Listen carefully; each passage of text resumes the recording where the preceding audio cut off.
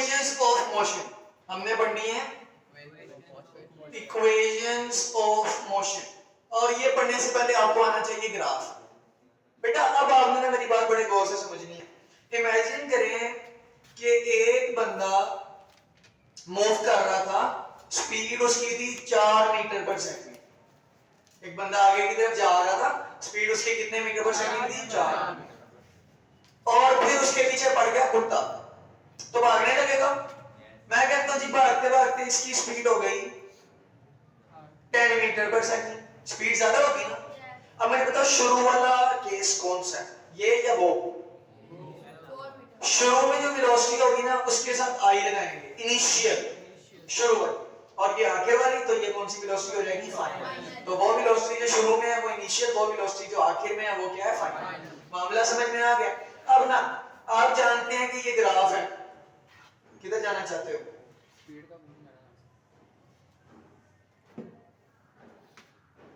चलिए, तो आपने ग्राफ बनाना सीखा था, आपको पता है इसको जीरो कहते हैं। इधर 1 2 3 4, यहां 4 आएगा ना, 4 से ग्राफ स्टार्ट होगा, तो यहां से हम ग्राफ स्टार्ट कर लें और अब स्पीड बढ़ती जा रही है, तो आपको पता है ग्राफ सीधी लाइन आएगी।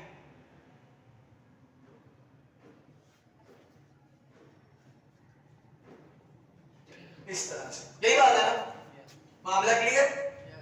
अब आप मुझे बताएं कि इस जगह तो शुरू वाली वेलोसिटी थी इनिशियल, इस जगह आखिर वाली वेलोसिटी थी फाइनल, इस जगह पर ऐसे। मामला समझ में आ रहा है? बेटा इधर देखो, इस पॉइंट को कह दो पॉइंट ए, इस पॉइंट को कह दो पॉइंट बी। मामला क्लियर? अब देखो बेटा ये जो लाइन है ना, ये शो करती है एक्सेलरेशन को। ये लाइन किसको शो करती है? एक्सेलरेशन ए को, क्योंकि ये स्पीड टाइम ग्राफ है।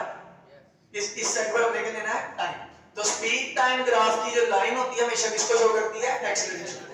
यहां से ना मैं लाइन को सीधा यहां ले आता हूं और यहां से मैं इसको ऐसे मिला देता हूं।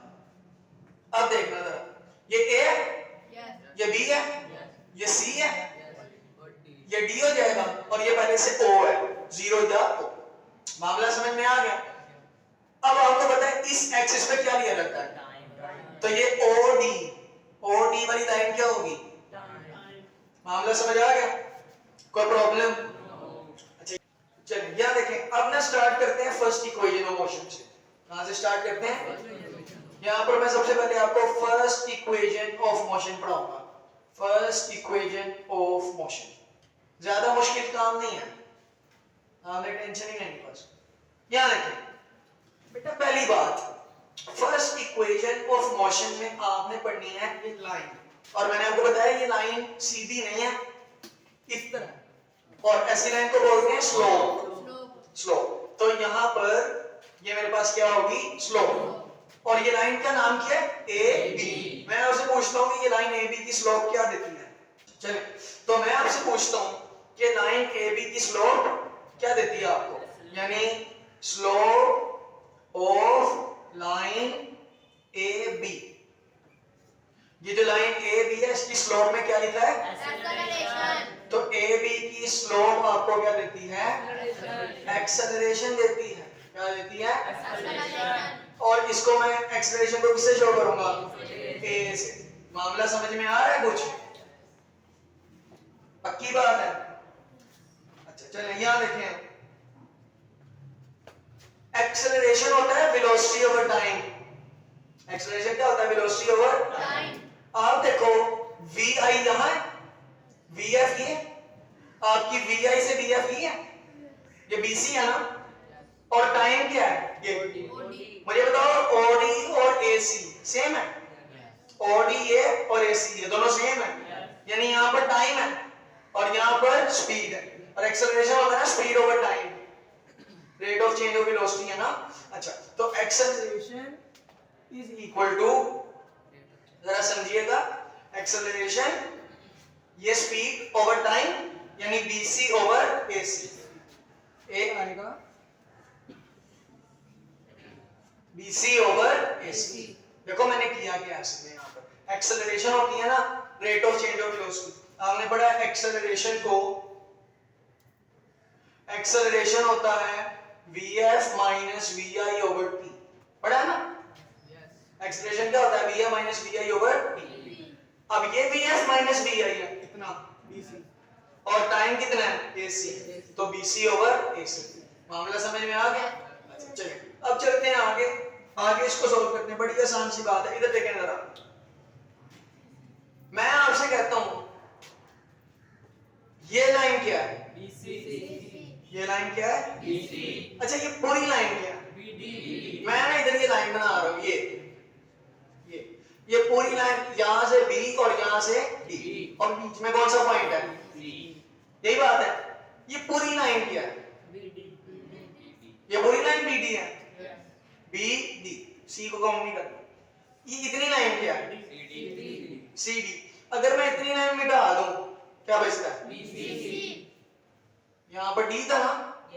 इसका मतलब ये है कि BD में से CD मिटा दूं तो बचता क्या है?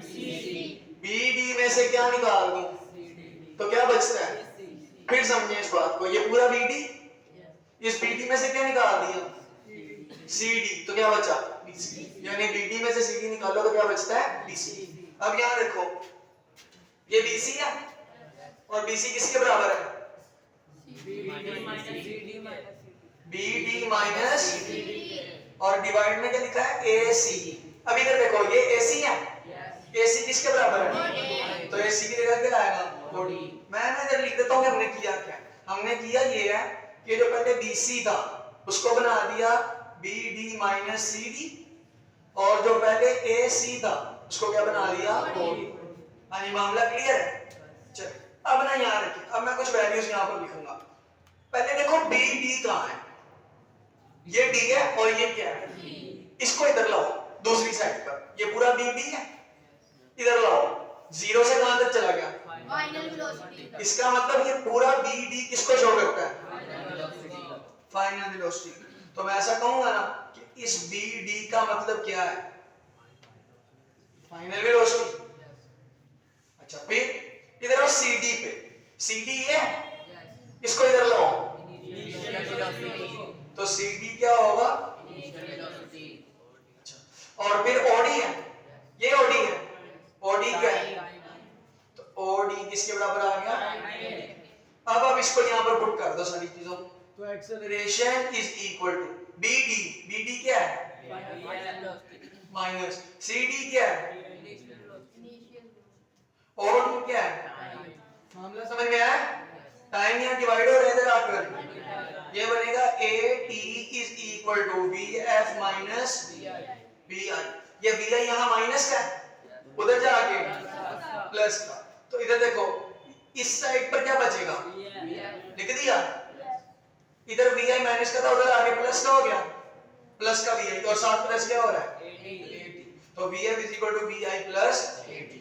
ये कौन सी इक्वेशन ऑफ मोशन है? VF is equal to VI plus AT। ये वैल्यू, ये इक्वेशन याद रखनी है, फार्मूला याद रखना है। मामला क्लियर है बेटा? पक्की बात है? First equation of motion clear है?